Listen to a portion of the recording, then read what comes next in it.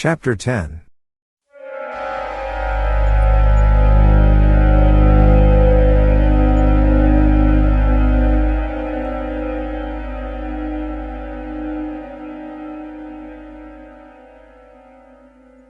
In the end, the three men from Arkham, old, white-bearded Dr. Armitage, stocky, iron-gray Professor Rice, and lean, youngish Dr. Morgan, ascended the mountain alone.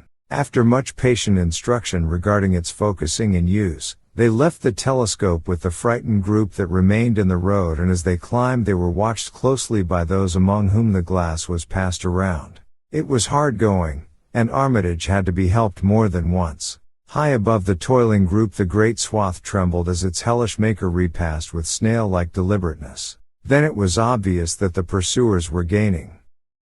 Curtis Whateley, of the undecayed branch, was holding the telescope when the Arkham party detoured radically from the swath. He told the crowd that the men were evidently trying to get to a subordinate peak which overlooked the swath at a point considerably ahead of where the shrubbery was now bending.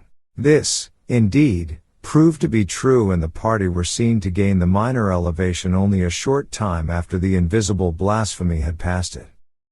Then Wesley Corey, who had taken the glass, cried out that Armitage was adjusting the sprayer which Rice held, and that something must be about to happen. The crowd stirred uneasily, recalling that this sprayer was expected to give the unseen horror a moment of visibility. 2 or 3 men shut their eyes, but Curtis Whateley snatched back the telescope and strained his vision to the utmost. He saw that Rice, from the party's point of vantage above and behind the entity, had an excellent chance of spreading the potent powder with marvelous effect. Those without the telescope saw only an instant's flash of gray cloud. A cloud about the size of a moderately large building, near the top of the mountain. Curtis, who had held the instrument, dropped it with a piercing shriek into the ankle-deep mud of the road. He reeled, and would have crumpled to the ground had not 2 or 3 others seized and steadied him. All he could do was moan half inaudibly. Oh, great God. That. There was a pandemonium of questioning, and only Henry Wheeler thought to rescue the fallen telescope and wipe it clean of mud. Curtis was past all coherence, and even isolated replies were almost too much for him. Bigger than a barn. All made of squirming ropes. Whole thing sort of shaped like a hen's egg, bigger than anything, with dozens of legs like hogsheads that half shut up when they step. Nothing solid about it, all like jelly, and made of separate wriggling ropes pushed close together. Great bulging eyes all over it. 10 or 20 mouths or trunks sticking out all along the sides, as big as stovepipes, and all tossing and opening and shutting. All gray, with kinder blue or purple rings. And God in heaven, that half face on top.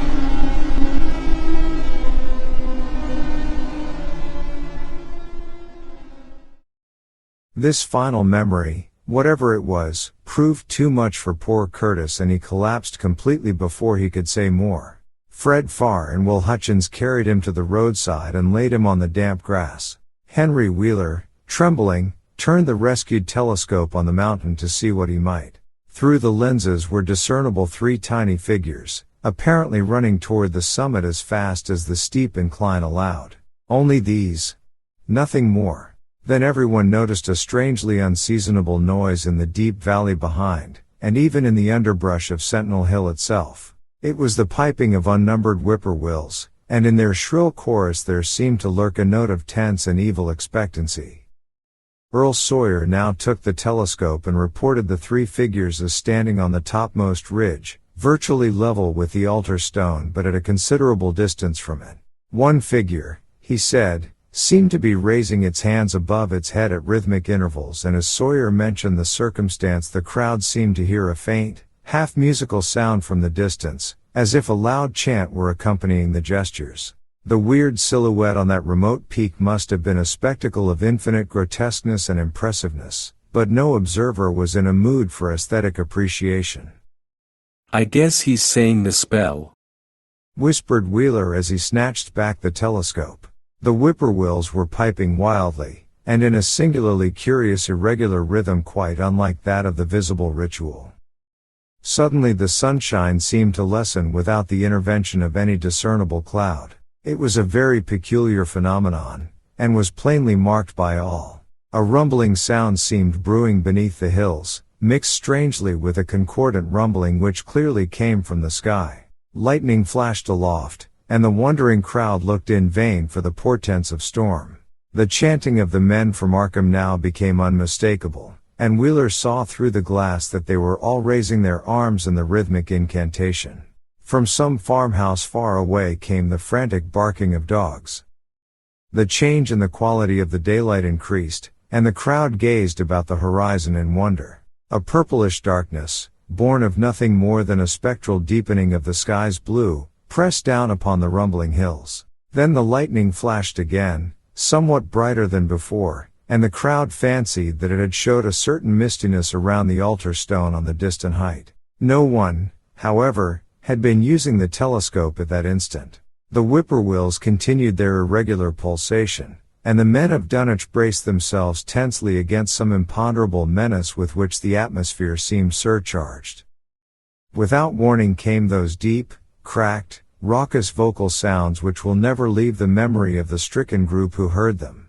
Not from any human throat were they born, for the organs of man can yield no such acoustic perversions. Rather would one have said they came from the pit itself, had not their source been so unmistakably the altar stone on the peak. It is almost erroneous to call them sounds at all, since so much of their ghastly, infra-bass timbre spoke to dim seats of consciousness and terror far subtler than the ear, yet one must do so, since their form was indisputably though vaguely that of half-articulate words. They were loud as the rumblings and the thunder above which they echoed. Yet did they come from no visible being, and because imagination might suggest a conjectural source in the world of non-visible beings, the huddled crowd at the mountain's base huddled still closer, and winced as if in expectation of a blow.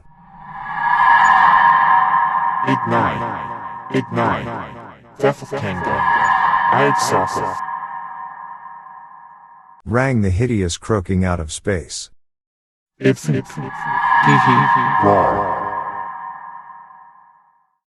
The speaking impulse seemed to falter here, as if some frightful psychic struggle were going on.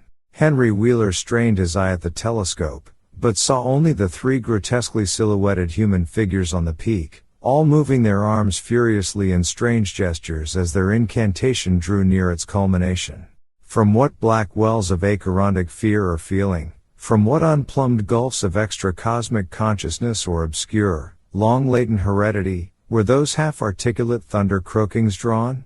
Presently they began to gather renewed force and coherence as they grew in stark, utter, ultimate frenzy.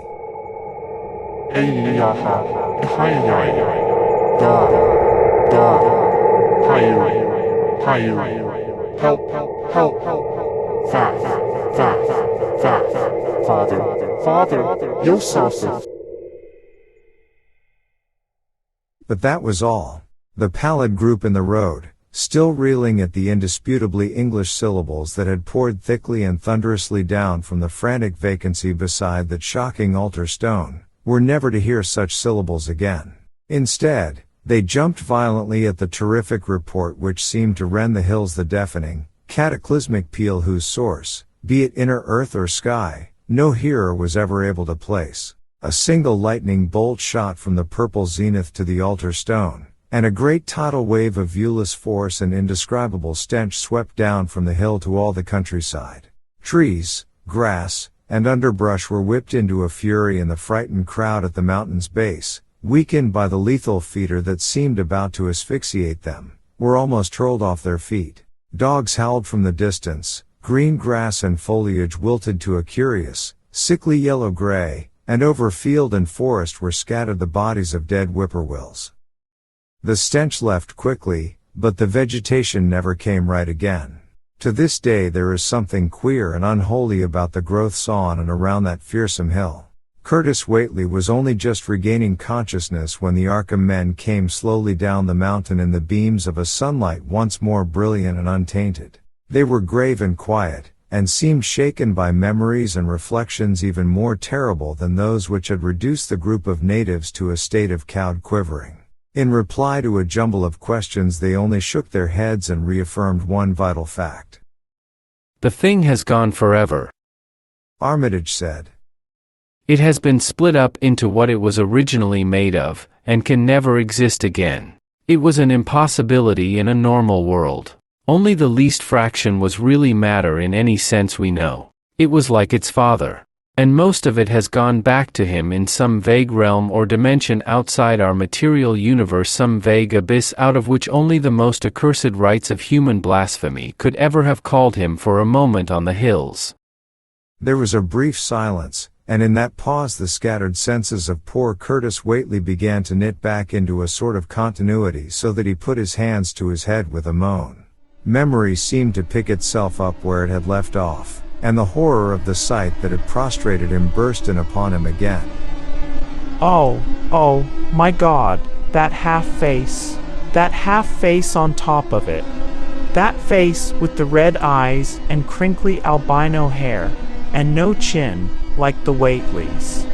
It was a octopus, centipede, spider kind o' thing, but there was a half-shaped man's face on top of it, and it looked like Wizard Whateley's, only it was yards and yards across. He paused exhausted, as the whole group of natives stared in a bewilderment not quite crystallized into fresh terror. Only old Zebulon Whateley, who wanderingly remembered ancient things but who had been silent heretofore, spoke aloud. 15 years gone. He rambled. I heard old Whateley say that someday we would hear one of Lavany's children calling its father's name from the top of Sentinel Hill. But Joe Osborne interrupted him to question the Arkham men anew. What was it anyway, and how did young Wizard Whateley call it out of the air it came from? Armitage chose his words very carefully. It was mostly a kind of force that doesn't belong in our part of space, a kind of force that acts and grows and shapes itself by other laws than those of our sort of nature. We have no business calling in such things from outside, and only very wicked people and very wicked cults ever try to. There was some of it in Wilbur Whateley himself. Enough to make a devil and a precocious monster of him, and to make his passing out a pretty terrible sight. I'm going to burn his accursed diary, and if you men are wise you'll dynamite that altar stone up there, and pull down all the rings of standing stones on the other hills. Things like that brought down the beings those Whateleys were so fond of. The beings they were going to let intangibly to wipe out the human race and drag the earth off to some nameless place for some nameless purpose. But as to this thing we've just sent back, the Whateleys raised it for a terrible part in the doings that were to come. It grew fast and big from the same reason that Wilbur grew fast and big. But it beat him because it had a greater share of the outsideness in it. You needn't ask how Wilbur called it out of the air. He didn't call it out. It was his twin brother, but it looked more like the father than he did.